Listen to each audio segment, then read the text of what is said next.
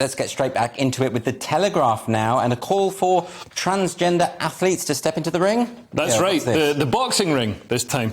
Boxing is going to introduce a new transgender category. So instead of having, men fighting transgender trans men and women fighting trans women, they'll have a completely separate transgender category where transgender athletes can scrap it out. Because there are issues with non-contact sports like swimming, running, sitting on a horse, being transgender, you're not going to get injuries. But with contact sports such as rugby and boxing, there are some issues. And we've previously seen in MMA, there's a transgender fighter, male to female transgender fighter, Fallon Fox, who broke a woman's skull and then boasted about it on Twitter. Which is pretty cool.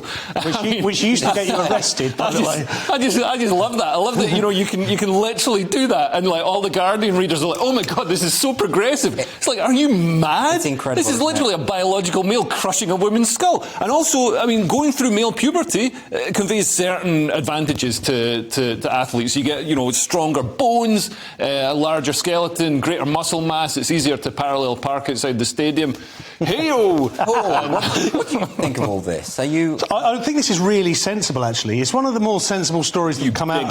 No, I absolutely think this is sensible. Oh, you transphobic bigot. I'll accept that you're writing. Are you the person who writes the tweets to me after the show? I think this is fair also as well, particularly with sport. I kind of disagree slightly with Leo that I think there should be transgender sections for every sport. I think that's the fairest way. I think the thing that makes sport so good is its fairness. If you win in sport and it's a fair fight, a fair race... But that's for you. That's like big government stepping in and saying you can't... What makes sport fun for me is watching a biological male absolutely smash women's records. And not only that, but a biological male who's number 470 in the world suddenly becoming world number one. Leo completely has a point. unbeatable. Leo has a point that as far as Leah Thomas, the swimmer, went from being ranked something like 500, then transitioned and was all of a sudden number one. And that is kind of, it's outrageous and also kind of funny. The patriarchy's back. It is funny. Because it's only funny because people who claim to be progressive think it is progressive. It just holds a mirror up, doesn't it? It says, look, this is what you asked for and this is what you're getting. So the thing about this is, will